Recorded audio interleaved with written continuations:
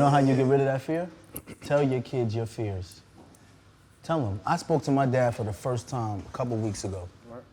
I told this on the interview. I'll tell you exactly what happened. I was driving. My dad was in the passenger seat. My mom was in the back.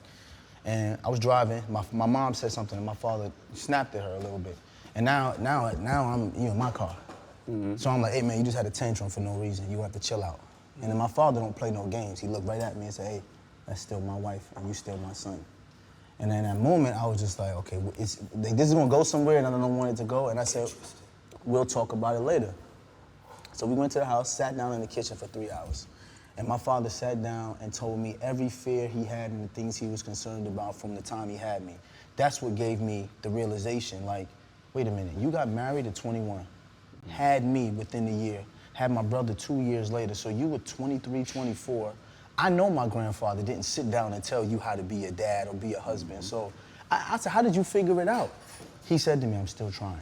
And I said to myself, wait a minute, bro. He said that to you? This is why I'm saying you need to tell your sons. But you got to tell me, as a son, how did that level of transparency and honesty hit you that your daddy said that? My heart got full because here I am at 40 with 4 kids feeling the same way. And to hear that my father, who was my superhero, had the same fears, was like, wait a minute. Bro, what so a gift. I don't, like, because think about it. What a gift. What a gift. I want to be as perfect as my dad is. My father raised 2 Division I athletes. My sister went to school, 90 average. I never seen my father cry. My father was just a man. He wore the same shoes every single day, bought my mom 3 cars before he bought his own car, bought me and my brother and my sister our cars before he bought anything for himself. That's my superhero. So when my superhero says to me, I was scared. There was times I wanted to leave.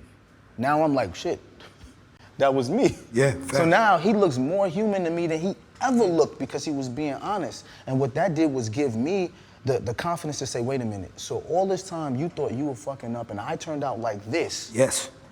I was like, I need to tell my sons early what my fears are.